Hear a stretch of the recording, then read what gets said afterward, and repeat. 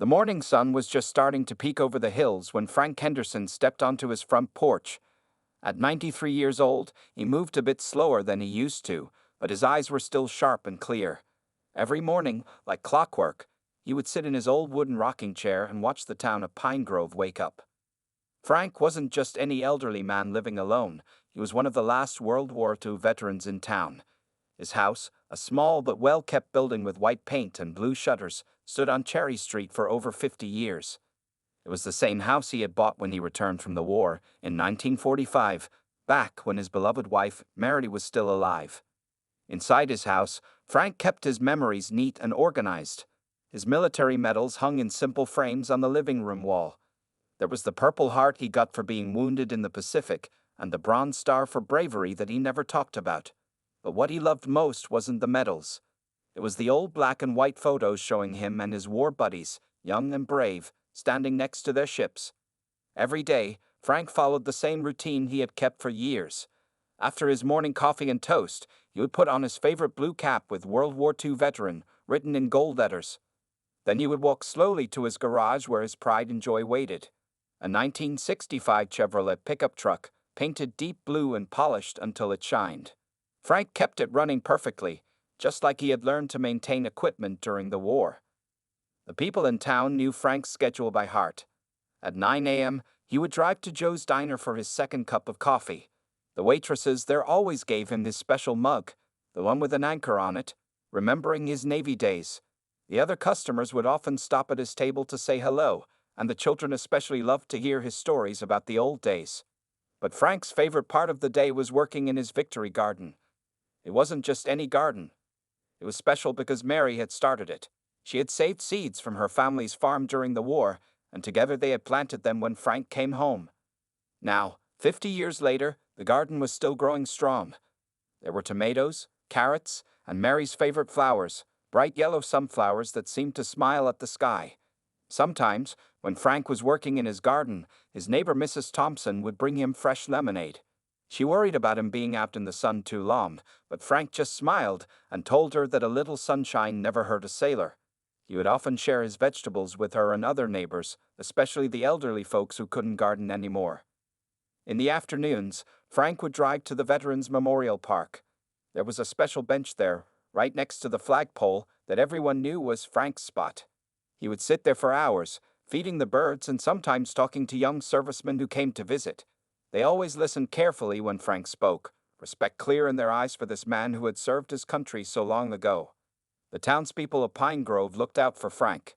The local kids would help him carry his groceries, and the mechanic would check his truck for free. Even the mayor would stop by sometimes, just to make sure Frank had everything he needed. They all knew that Frank Henderson wasn't just a resident of their town. He was a living piece of history, a reminder of a time when young men sailed across oceans to fight for freedom. As evening approached each day, Frank would sit on his porch again, watching the sun set behind the hills. He would think about Mary, about his friends from the war, and about how peaceful his life had become. Little did he know that this peace was about to be tested in ways he never expected, and that even at 93, life still had challenges waiting for him just around the corner. Change came to Pine Grove on a loud Tuesday afternoon. Frank was tending to his tomato plants when he heard the first rumble of motorcycles. At first, he didn't think much of it. Motorcycles had passed through town before. But this time, the noise didn't fade away. Instead, it grew louder and settled just 2 blocks from his house.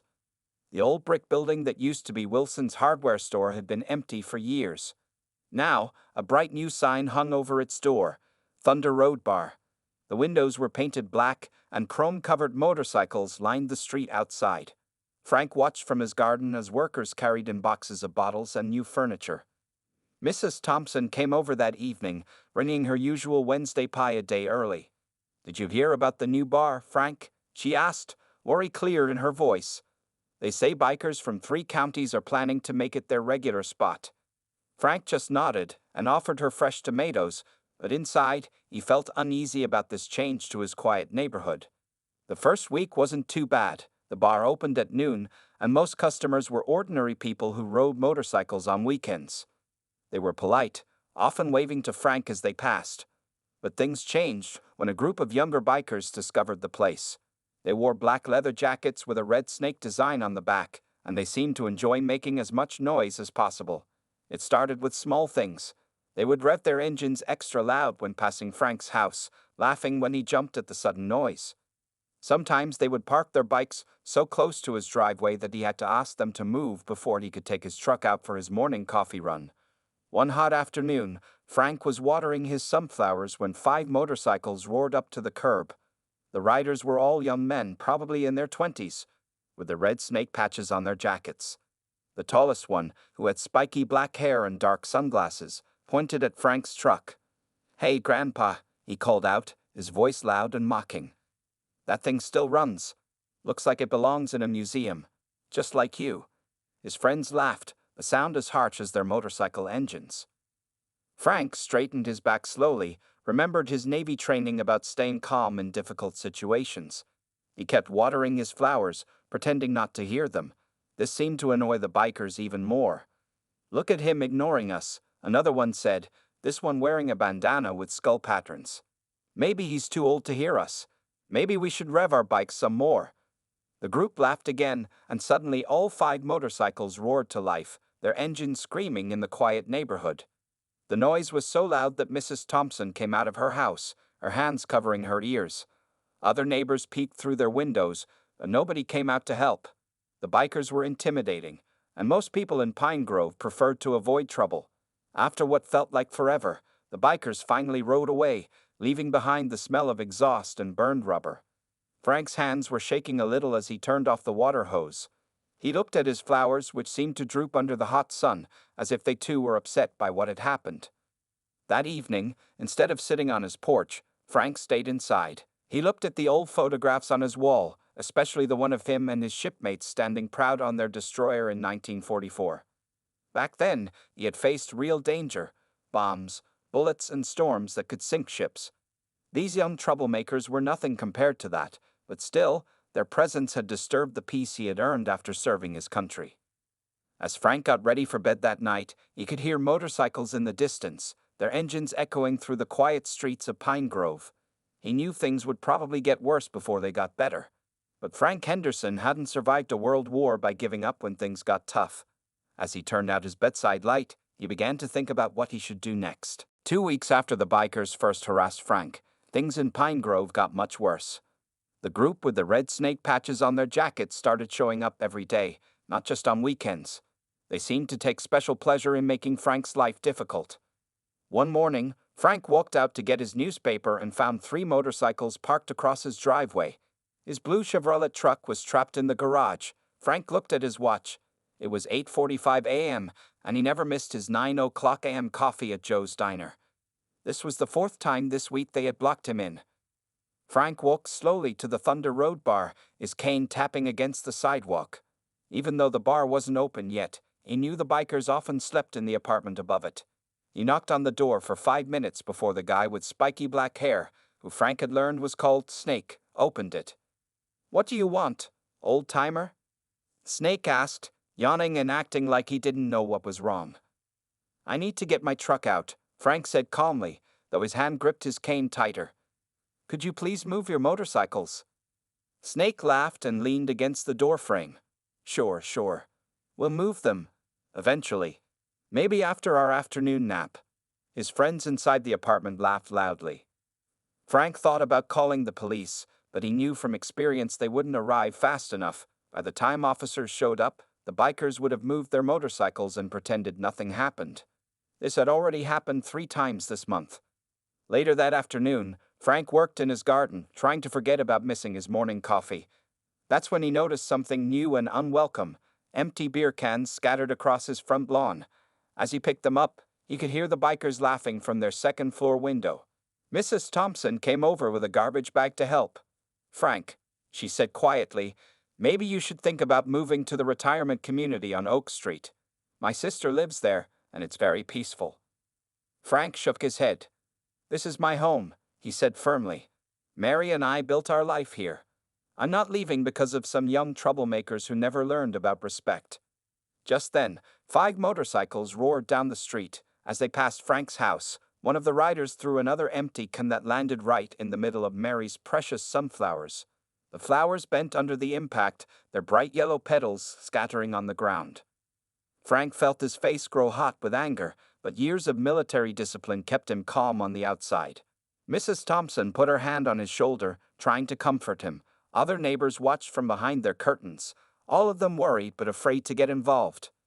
That evening, Frank called the police again. Officer Jenkins, a young policeman who reminded Frank of his grandson, came by to take a report. "I'm really sorry, Mr. Henderson," he said, writing in his notebook. "But unless we catch them in the act, there's not much we can do. They'd always claim they don't know anything about it." After Officer Jenkins left, Frank sat in his living room looking at his military photographs. His eyes stopped on one picture in particular. It showed him receiving an award for strategic planning during the war. Back then, he hadn't won battles by rushing in with guns blazing. He had won by outsmarting the enemy, by making careful plans, and by using his resources wisely. As Frank got ready for bed that night, he could hear the bikers revving their engines outside the bar. The noise echoed through his quiet house, making the windows rattle. But instead of feeling helpless, Frank felt something different, a familiar feeling from his military days. It was the calm, focused feeling he used to get before planning a major operation. Tomorrow would be different, Frank decided. Tomorrow, he would start making phone calls. These young bullies thought they were dealing with a helpless old man, but they were about to learn that some veterans never lost their fighting spirit. They just fought in smarter ways. #. The next morning, Frank Henderson woke up earlier than usual. He put on his best blue shirt and his World War II veteran cap, then drove his truck to the Pine Grove police station. The early morning sun had barely risen, but Frank knew that Chief Roberts always came in early for coffee and paperwork. "Good morning, Chief," Frank said as he walked into the station. Chief Roberts, a man in his 50s with gray hair and kind eyes, looked up from his desk. He had known Frank for 20 years and could tell by his formal dress that this wasn't a casual visit. "What brings you in so early, Frank?" the chief asked, offering him a chair and a cup of coffee. Frank spent the next hour showing Chief Roberts the pictures he had taken with his old camera, the motorcycles blocking his driveway, the beer cans on his lawn, and his damaged flowers. He also played a recording from his grandson's old tape recorder that captured the bikers making loud noises late at night. "You've done good work here, Frank," Chief Roberts said, looking through the evidence. "Just like a proper investigation. But you know how these things work. We need to catch them in the act to do anything serious." Frank nodded patiently. "I understand, Chief. I just wanted to make sure everything is properly documented." His time in military intelligence had taught him the importance of keeping records. After leaving the police station, Frank drove to the town hall. He had an appointment with Mayor Sarah Wilson, who had babysat his grandchildren many years ago. The mayor listened carefully as Frank explained his situation. "This is terrible, Frank," Mayor Wilson said, shaking her head. "I'll talk to the bar owner about their license. We can't have businesses that allow their customers to harass our citizens, especially not our veterans." Frank's next stop was the Thunder Road Bar itself. He waited until noon when the owner, a big man named Mike, opened up for the day. Unlike the troublemakers who hung around his bar, Mike was a businessman who cared about his license. "Mr. Henderson," Mike said, looking uncomfortable as Frank showed him the same pictures he had shown the police. "I hear what you're saying, but I can't control what my customers do after they leave my bar." "You can't," Frank agreed calmly, "but you can choose who you serve and who you let stay in your upstairs apartments. Those young men are hurting your business's reputation in Pine Grove." While Frank was talking to Mike, the group of bikers came down from their apartments. Snake, their leader, smirked when he saw Frank. "Looking to join our motorcycle club, Grandpa?" Snake called out, making his friends laugh. Frank turned slowly to face them. For a moment, his mind went back to 1944, when he had faced much scarier things than young men with bad attitudes. He looked Snake directly in the eyes and said quietly, "Young man, I've faced enemies who were trying to kill me. Your childish behavior isn't nearly as intimidating as you think it is." The bar went quiet. Even Snake seemed surprised by Frank's calm courage, but after a moment, the biker's smirk returned. "Whatever, old man," Snake said, but his voice had less confidence than before. "Keep complaining to everyone in town. Nobody's going to do anything about it." As Frank drove home, he thought about Snake's words. The young man was partly right. Going through official channels wasn't solving the problem. The police needed to catch them in the act. The mayor could only put pressure on the bar owner, and the bar owner was afraid of losing customers. But Snake had made a big mistake. He thought Frank was just complaining to people. He didn't understand that Frank was actually building a network, documenting everything, and preparing for something bigger. In the war, Frank had learned that sometimes you had to let the enemy think they were winning before you revealed your true strategy. That afternoon, Frank went to his study and opened his old address book. Inside were phone numbers that hadn't been called in years. Numbers that belonged to people who had served with him, who understood what respect and honor meant. It was time to try something different. Sunday mornings were always special to Frank Henderson. It was the day he and his late wife, Mary, had always spent extra time in their victory garden. Even now, 40 years after Mary's passing, Frank kept this tradition alive. He would wake up at sunrise and tend to each plant with special care, talking softly to the flowers as Mary used to do. This particular Sunday started like any other. Frank put on his old gardening clothes and his wide-brimmed hat that protected him from the sun. The morning air was cool and fresh, and the dew still sparkled on the grass. His garden tools were lined up neatly on the porch, just as they had been every Sunday for the past 50 years.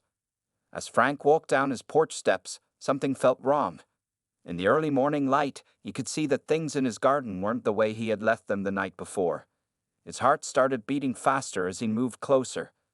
The sight that greeted him made his hands shake. Deep motorcycle tire tracks cut through his carefully tended vegetable beds. The tomato plants that he had staked so carefully were crushed. The beans that had just started climbing their poles were ripped from the ground. But worst of all were the sunflowers, Mary's special sunflowers. These weren't just any sunflowers. They had come from seeds that Mary's grandmother had brought from the old country. Mary had saved these seeds during the war years, waiting for Frank to come home so they could plant them together. For over 50 years, Frank had carefully collected seeds from each year's flowers, planting them again every spring, keeping Mary's legacy alive. Now, those sunflowers lay broken and trampled. Motorcycle tracks showed how someone had deliberately driven through them, crushing the tall stalks and bright yellow flowers into the mud. Some of the plants had been pulled up by their roots and tossed aside like weeds. Frank stood very still, looking at the destruction. Mrs. Thompson, who had heard his sharp intake of breath, came running over from next door. She stopped short when she saw the garden. "Oh, Frank," she said softly, putting her hand over her mouth. "Those awful people. I heard motorcycles late last night, but I never thought they would do something like this." Frank didn't respond. He walked slowly through what remained of his garden, carefully picking up each broken sunflower. His weathered hands, which had once handled weapons on Navy ships, now gently cradled the damaged flowers. He looked at the tire tracks and noticed something: drops of spilled beer and a red snake patch that had fallen off someone's jacket. Mrs. Thompson tried to help him clean up, but Frank shook his head. "Please," he said quietly, "I need to do this myself." Inside his house, Frank placed the broken sunflowers in a vase on his kitchen table. He sat down heavily in his chair, the same chair where he and Mary had eaten breakfast together for so many years. His eyes went to the window, where he could see the ruined garden that had been their special place. Something changed in Frank at that moment. The sadness in his eyes was replaced by a determined look that his old Navy buddies would have recognized. It was the same look he had gotten during the war when facing a difficult mission: calm, focused, and absolutely resolute. Frank went to his study and opened his desk drawer. Inside was his old military intelligence notebook, still in perfect condition after all these years. He opened it to a fresh page and began to write. The bikers thought they had broken his spirit by destroying his garden. Instead, they had awakened something they didn't expect: the strategic mind of a veteran who had faced much worse challenges than a group of disrespectful young men. As Frank wrote in his notebook, he glanced at the vase of broken sunflowers. "Don't worry, Mary," he whispered. "This garden meant something to both of us, and I promise you, this isn't how the story ends." Monday morning came, and Frank Henderson sat at his old wooden desk with determination in his eyes. His military intelligence notebook lay open before him, its pages filled with neat handwriting. 3 cups of coffee sat empty beside him. He had been up since 4 a.m., working on his plan. Frank pulled out his address book, bound in worn brown leather. Inside were names and numbers he hadn't called in years. During the war, Frank hadn't just been any sailor. He had worked in military intelligence, planning operations that required careful thinking and perfect timing. Now, those same skills were about to come in handy. His first call was to Commander James Wilson, his old friend from the Pacific Fleet. Despite the early hour, James answered on the second ring. "Frank, is that really you?" The commander's voice was older but still strong. "It's been what, 10 years?" "James," Frank said, his voice serious. "Remember how you always said you owed me one after that situation in Manila Harbor?" You could hear James chuckling on the other end of the line. "Still remember it like it was yesterday, Frank. Your quick thinking saved our whole operation. What do you need?" For the next hour, Frank explained his situation. James listened quietly, only interrupting once to say, "Those punks have no idea who they're dealing with, do they?" Frank's next call was to Robert Martinez, who had served under him in intelligence. Robert was now a senior police captain in the next county. "Of course I remember you, sir," Robert said warmly. "You taught me everything I know about strategic planning." By noon, Frank had made 12 more calls.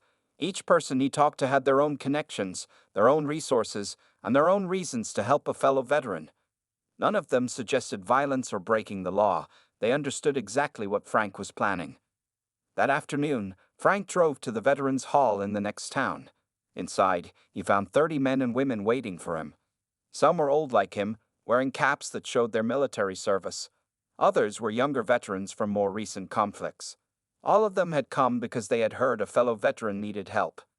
"Thank you all for coming," Frank said, standing straight despite his age. "I'm not here to ask you to fight.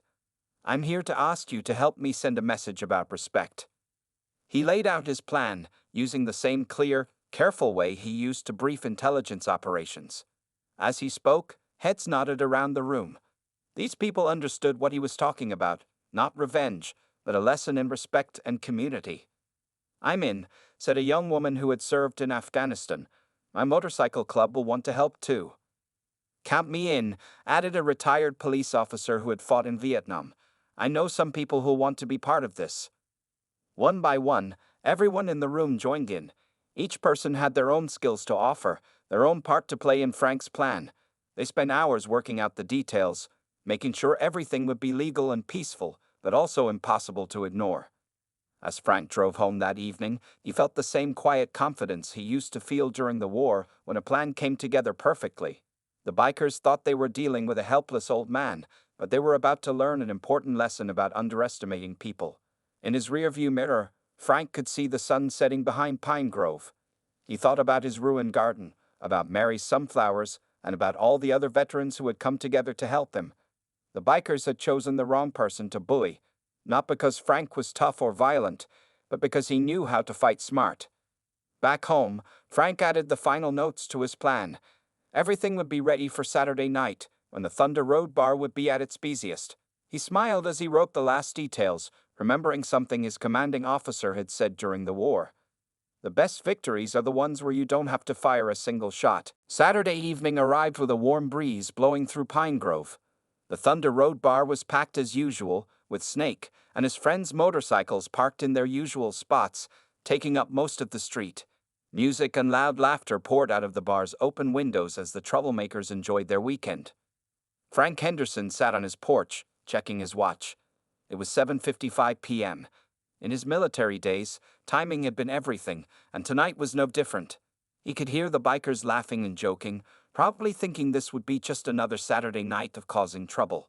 At exactly 8:00 p.m., the first rumble of motorcycles could be heard in the distance. It started as a low thunder, then grew louder and louder.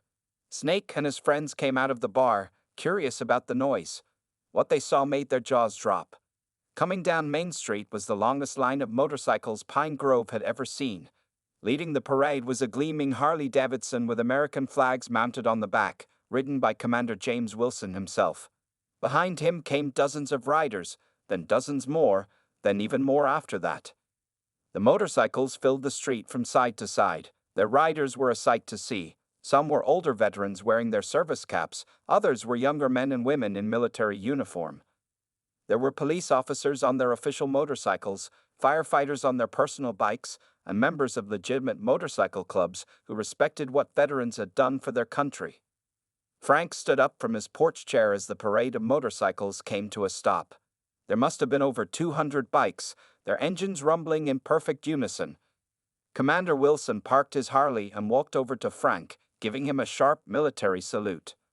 "Operation Respect is underway, sir," Wilson said with a smile, "just like we planned." The other riders began parking their bikes in an organized formation that took up several blocks. Each motorcycle was positioned perfectly, just like Frank had drawn in his planning notebook. Snake and his friends stood frozen, watching as their usual parking spots filled up with bikes that belonged to people they didn't dare disrespect. A tall woman in a police captain's uniform, Robert Martinez's boss, walked up to the Thunder Road bar. "I hear there have been some noise complaints in this neighborhood," she said loudly, "and some reports of harassment. I think it's time we had a community meeting about proper behavior."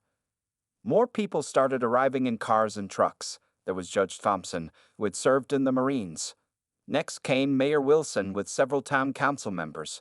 Local business owners showed up, many of them veterans themselves. Even Chief Roberts arrived, wearing his old Army uniform instead of his police chief's outfit. The crowd gathered in front of the bar, forming a circle around Snake and his friends. But nobody shouted. Nobody threatened. Instead, Commander Wilson stepped forward and spoke in a calm, clear voice. "Young man," he said to Snake, "do you see all these people? Every one of them is here because that gentleman over there," he pointed to Frank, "earned their respect through a lifetime of service and dignity. Now, we're going to have a conversation about how things are going to be different in Pine Grove from now on." Frank walked slowly through the crowd, which parted respectfully for him. He stood face to face with Snake, whose usual smirk was nowhere to be seen. The young man looked very small, surrounded by hundreds of veterans and community leaders. "I didn't come here for revenge," Frank said quietly, but everyone could hear him in the silence. "I came to teach you something about respect and community. These people aren't here to hurt you. They're here to show you what real strength looks like, the strength of people standing together to protect what's right." Snake looked around at the sea of faces, at the hundreds of motorcycles, and at the old veteran standing calmly in front of him. For the first time since he'd arrived in Pine Grove, the young biker looked like he might be ready to learn something important. The Sunday morning after the big gathering at Thunder Road Bar was very different from the one before. Frank Henderson walked out to his ruined garden, but this time he wasn't alone. To his surprise, there were already people waiting for him. Snake was there, looking very different without his leather jacket. Next to him stood 5 other young men from his group, all wearing plain work clothes. Behind them were several veterans who had come the night before, including Commander Wilson and some younger veterans from recent wars. "Mr. Henderson," Snake said, shuffling his feet and looking at the ground. I wanted to say I'm sorry, really sorry, about everything, but especially about your garden." His voice was different now, no more mocking tone, just honest regret. Frank looked at the young man for a long moment. "Actions speak louder than words, son," he said finally. "If you're really sorry, show it." Snake nodded quickly. "That's why we're here, sir. We want to help fix what we destroyed." And he hesitated, then continued. "Some of the older bikers told us about Victory Gardens, about what they meant to people after the war. We had no idea." For the next several hours, the garden became a place of healing.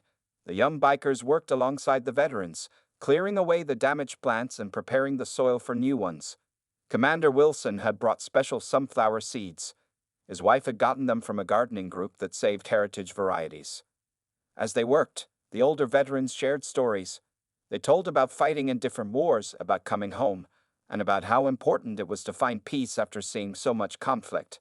The young bikers listened, asked questions, and slowly began to understand what kind of man they had been disrespecting.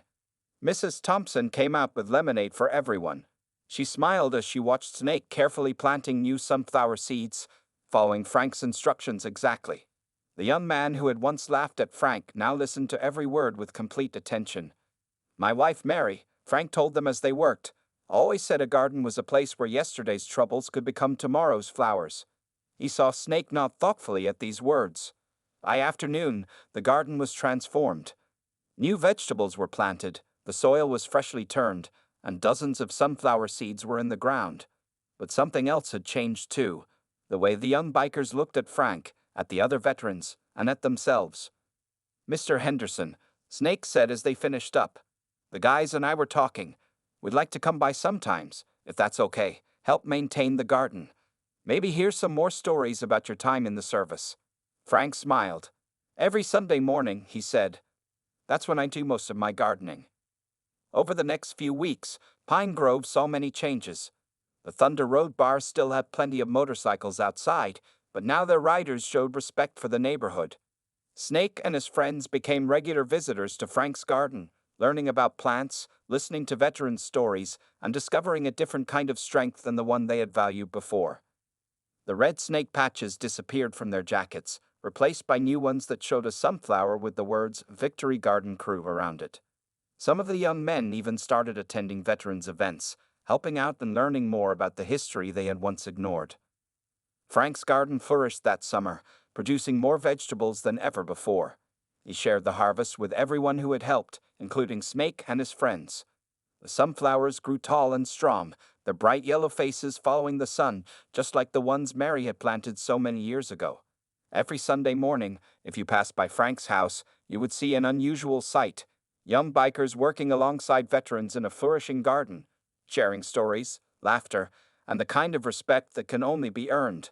And in the middle of it all, you would find Frank Henderson, a 93-year-old veteran who had won his greatest victory not through force, but through wisdom, patience, and the power of bringing people together.